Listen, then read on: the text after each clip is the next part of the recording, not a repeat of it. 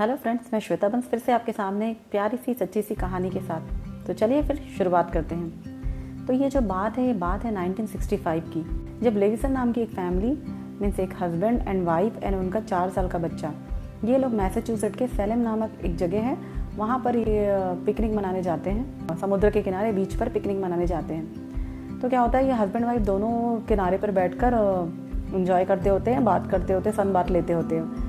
तो ये लोग अपने बीच पर बैठ के एंजॉय कर रहे थे और बच्चा उनके पास ही खेल रहा था, 4 साल का रॉजर। अब खेलते खेलते क्या हुआ, वो बीच पर खेलते खेलते समुद्र के किनारे चला गया और लहरों को देखने लगा और फिर वो समुद्र की लहरों में खेलने लगा। खेलते खेलते क्या हुआ कि एक अचानक बहुत बड़ी तेज़ लहर आई। अब ये लहर है ना, इसको अंदर की साइड लेकर गई। अब माँ बाप को लग रहा है कि बच्चा किनारे पर खेल रहा है, तो उनका कोई ध्यान नहीं, वो बातें करे, उनको लग रहा है कि बच्चा खेल रहा है, मीन्स उनका ध्यान नहीं। अब ये बड़ी लहर इसको थोड़ा अंदर की साइड ले गई और उसकी वजह से क्या हुआ, उसके लंग्स में पानी चला गया।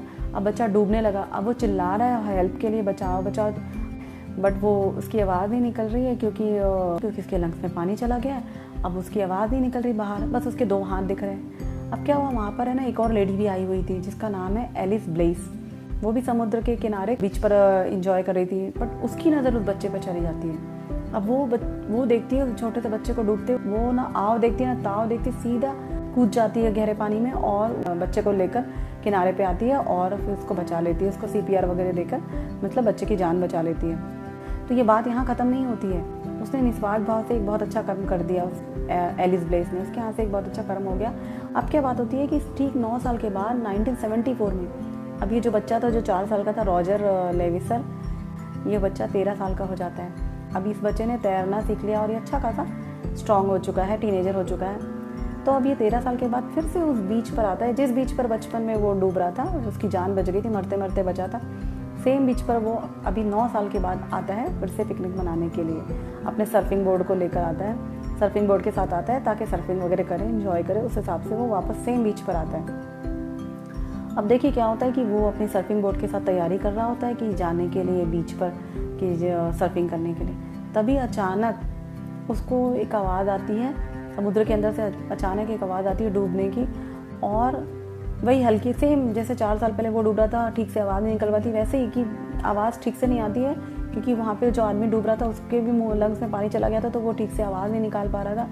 हल्की हल्की आवाज़ आ रही थी और उसके 2 हाथ दिख रहे थे डूबते हुए। तो ये लड़का भी आओ देखता है ना ताओ, तुरंत अपना सर्फिंग बोर्ड लेकर समुद्र में कूद जाता है और वो सर्फ करते हुए उस आदमी तक जाता है और उस आदमी को अपने सर्फ बोर्ड पर रखकर वापस किनारे तक लाता है और फिर उसको CPR वगैरह देने लगता है और उसकी जान बचाने लगता है।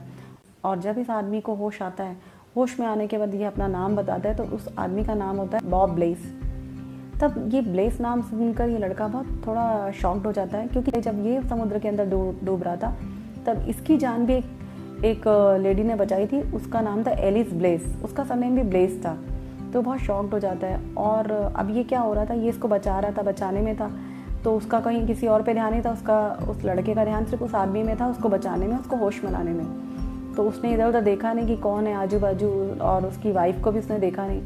फिर जब उसने उस आदमी का नाम सुना कि इसका नाम है बॉब ब्लेस, उसको लगा रही ये ब्लेस सरनेम की लेडी ने मुझे 4 साल पहले बचाया था।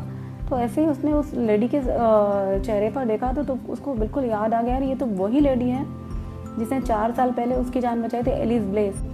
तो जब वो लड़के की जान बचा, तब उस छोटे बच्चे की जान बचा रही थी, तो उसे बिल्कुल भी ये आइडिया नहीं था कि ऐसा कभी उसके साथ फ्यूचर में होगा कि कभी उसका पति पानी में डूब रहा होगा और सेम बच्चा उसकी जान बचाएगा। मतलब जाने अनजाने में वो एक तरीके से अपने पति की जान बचा रही थी, ऐसा भी कहना गलत नहीं होगा।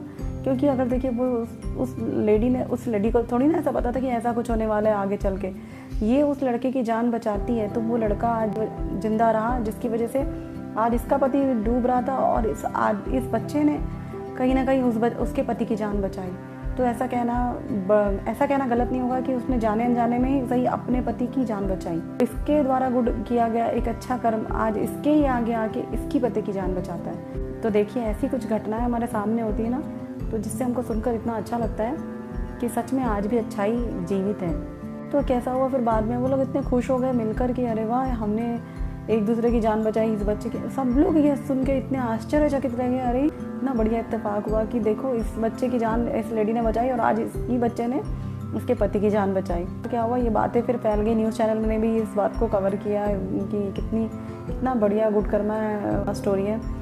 और एक सिंगर है नैरिना पैलोट, वो भी इस इंसिडेंट से इतनी इम्प्रेस हो गई कि उसने एक गाना भी बनाया है जिस गाने के बोल है एलिस एट द बीच। सो देखिए फ्रेंड्स, ये सब चीज़ें ऐसी, जैसे हम दुनिया में देखते हैं कि इतनी सारी बुरी चीज़ें हो रही है, इतना जैसे कभी कभी न्यूज़ चैनल में इतनी बुरी घटनाएं आती हैं, कुछ बुराइयां आती है, तो दुनिया में सारी बुराइयां ही नहीं हैं। इतनी सारी बुराइयों के बाद में बहुत कुछ अच्छी चीज़ भी है। और ऐसी सब घटनाएं हमको उसका एविडेंस देती हैं कि सच में कोई ना कोई है जो इन सब चीज़ों को नोट डाउन करता है, सबका लेखा जोखा रखता है। अगर आप गुड कर्मा करते हो तो आपके कोई जो अच्छे कर्म होते हैं वो आपके आगे ज़रूर आते हैं, भले इस जन्म में ना आए, अगले जन्म में भी आपके साथ ये कर्म ही चाहते हैं आपके साथ। अगर आप अच्छा करते हो तो अच्छा भी आएगा, बुरा करते हो तो बुरा भी आपके साथ चलेगा।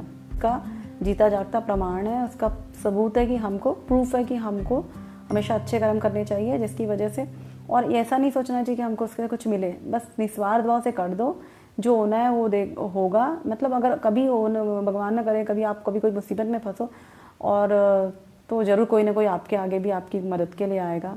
और हो सकता है कोई मुसीबत ही आपके सामने ना आए, क्योंकि आपके अच्छे कर्म ही आपके आगे आएँ। तो ऐसी सब चीज़ें आपके साथ होती हैं, ऐसी चीज़ें हम देखते हैं तो हमें बहुत अच्छा लगता है कि सच में कोई ना कोई है जो ये चीज़ें देखता है। और हमारी दुनिया सारी बुराइयों से नहीं, बहुत अच्छी 100% बुराइयों से नहीं, कम से कम 10% तो अच्छी चीज़ें भी हमारी दुनिया में एग्जिस्ट करती हैं। तो फ्रेंड्स, कैसी लगी आपको ये सच्ची सी प्यारी सी कहानी, आप कमेंट में बताइए। मिलती हूँ मैं आपको फिर से नेक्स्ट वीडियो में एक प्यारी सी सच्ची सी कहानी के साथ। तब तक के लिए बाय।